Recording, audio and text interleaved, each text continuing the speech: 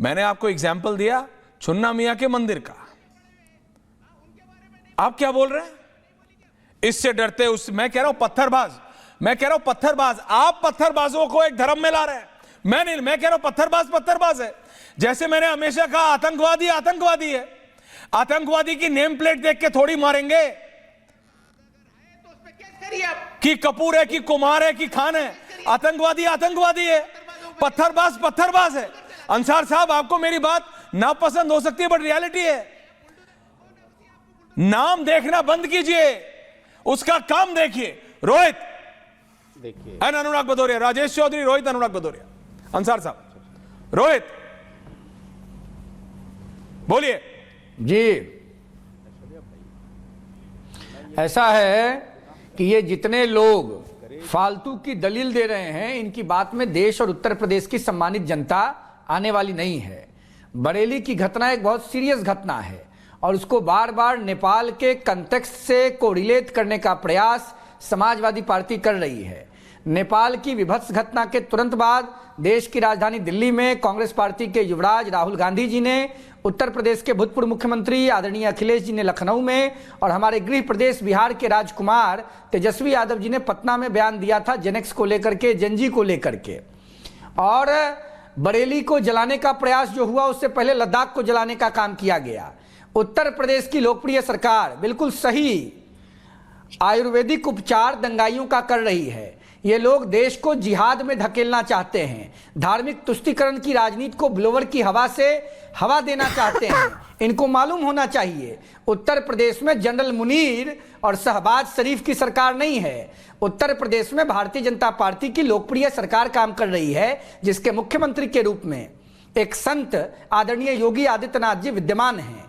और मैं पूछना चाहता हूं, जिन लोगों को इस बात से दर्द हो रहा है, बाबा की सरकार, केंद्र में मोदी जी की सरकार, जरा वो ये बताएं कि कांग्रेस पार्टी की दलाली करने वाले, चातुकारिता करने वाले कुछ नेता जैसे देवकांत बड़ुआ होते थे असम के, वो क्या कहे थे, आपको याद है Aishwarya ji? Indira is India, in India is Indira. ये बात कोई नहीं ना कह रहा है, ये जनता की सरकार है। और बाबा साहब अंबेडकर जी के दिए हुए संविधान के प्रावधान पर दिल्ली से लखनऊ और पटना तक काम कर रही है, देश के विभिन्न प्रदेशों में काम कर रही है। आप इस्लामिक टेररिज्म को अगर देश का कानून बनाना चाहते हैं तो ये नहीं बनेगा।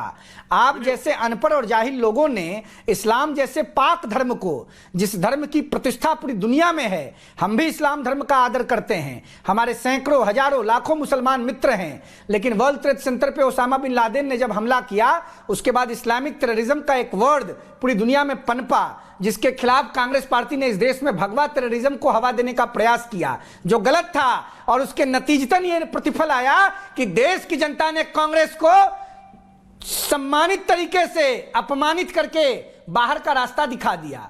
इस देश की संस्कृति सनातन है, इस देश के मूल में सनातन है, इस देश के लोगों के मन में भगवा बैठा हुआ है।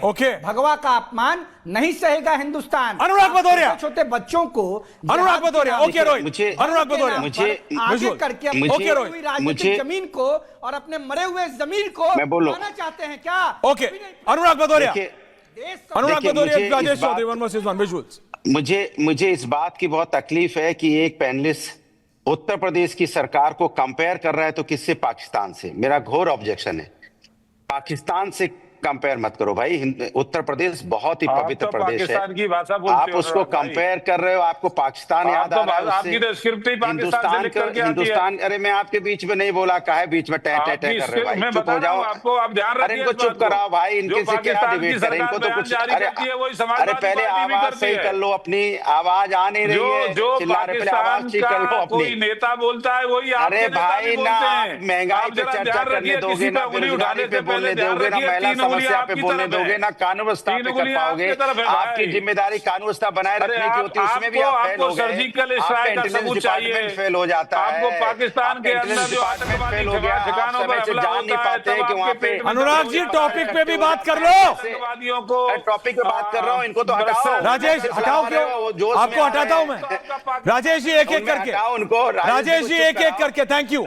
अनुराग भदौरिया बोलिए, जी को थोड़ा सिखा दो। अनुराग जी बोलिए, अनुराग जी, बीजेपी के नेता ये देश की जनता है, पहले वो विधायक है, उनको देश की जनता सिखा रही है। देश की जनता जब आप विधायक बन जाएंगे तब आपसे पूछूंगा, वो तो सीख जाओ। अभी आप वहां तक पहुंचे नहीं है। बोलिए, विधायक बन गए, इनको यही नहीं पता है कैसे बोला जाता है। काहे के विधायक आपको पता है तो आप बन जाओ। टीवी डिबेट में कैसे तो आप क्यों नहीं बन पाए अभी तक? आप मुझे बोलने दीजिए। अच्छा, get back on topic, thank you. बर्बाद करोगे। अब मुझे बोलने दीजिए। बोलिए। मैंने कहा कानून व्यवस्था बनाए रखने की जिम्मेदारी सरकार की होती है। सरकार अपनी जिम्मेदारी से कैसे भाग सकती है कि लोग के पास पत्थर आ गए, जैसे कहते हैं पेट्रोल बम और बंदूक आ गई, सब कुछ हो गया और सरकार का इंटेलिजेंस डिपार्टमेंट फेल हो गया। और एक बार नहीं हुआ है, लगातार बदायूं की घटना हुई थी तब हमने आवाज उठाई थी। इंटेलिजेंस डिपार्टमेंट आपका क्या कर रहा था? जब घटना बहराइच की हुई तब भी हमने आवाज उठाई थी। कासगंज की हुई तब भी आवाज हमने उठाई थी। मुरादाबाद की हुई थी तब भी हमने आवाज उठाई थी। आज बरेली की तब भी हम आपसे कह रहे हैं कि भाई आपकी कानून व्यवस्था कहां जाती है? आपकी पुलिस को पहले क्यों नहीं पता चल पाता? कोई व्यक्ति अगर भड़काऊ भाषण दे रहा है इतने दिनों से, 8.5 साल से आपकी सरकार है, तो आपने क्या किया था कार्रवाई? मैं जानना चाहता हूं। आपके पास आप कह रहे हो इतने दिनों से भड़काऊ भाषण दे रहे थे, इतने दिनों से मौलाना ये कर रहे थे, तो आपको क्यों नहीं पता चला? क्यों इंतजार करते रहते आप? क्या कि समय आने पे हम एक्शन लेंगे और उसका राजनीतिक फायदा लूटेंगे? Okay. ये देश संविधान से चलता है, कानून से चलता है। बुलडोजर न्याय का प्रतीक नहीं हो सकता। सुप्रीम कोर्ट की गाइडलाइन पढ़ लीजिए। जो दोषी है उस पर कड़ी से कड़ी कार्रवाई कीजिए, कोई आपको मना नहीं करता, लेकिन निर्दोषों को आप उसमें मत लपेटिए। दोषी है उस पर कार्रवाई कीजिए। किसने आपको रोका है कि दोषी पे कार्रवाई नहीं होनी चाहिए? अंसार रजा डिबेट में बैठ के आप अंसार साहब की बातें मत कीजिए। ओके अनुराग भदौरिया। अच्छा, Rohit wants to comment. Rohit बोलिए। समाज के विकास की बात करते हैं। रोहित बोलो। हमें धर्म के नाम पे राजनीति करने नहीं आए। ऐसा है, ये लोग थोथी दलील देना बंद करें, तोता की तरह गलत प्रवचन आ रहा हूं राजेश जी। उत्तर प्रदेश में बाबा साहब अंबेडकर जी के संविधान के प्रावधान पर बिल्कुल वैधानिक कार्य हो रहा है। धर्म के आड़ में आप उत्तर प्रदेश को नहीं जला सकते हैं। अरे आप कौन हैं? आपका क्या परिचय है? आप अपने आप को क्या समझते हैं? राजकुमारों की वंश परंपरा के दरबारी वकील हैं आप, और आप एक सूत पुत्र को चैलेंज करते हैं। हम गरीब, गांव, किसान, मजदूर, पिछड़ा, दलित, अति पिछड़ा समाज के अंतिम व्यक्ति के प्रतिनिधि हैं। आप कौन हैं? अपना ना परिचय बताइए। आप यूपीएससी के चेयरमैन हैं कि भारत के जनगणना अधिकारी हैं कि आपको परिचय देंगे? अपनी सीमा में रह करके बात कीजिए। देश के आम नागरिक को बोलने का अधिकार है। आप दलित विरोधी लोग हैं। अंसार रजा साहब, मायावती जी अंसार रजा साहब, एंडिंग कमेंट्स। रजा साहब एंडिंग कमेंट्स। अनुराग जी अभी हो गया, अभी रोहित ने आपको धोबी पछाड़ दे दी, अभी रिलैक्स। अंसार रजा साहब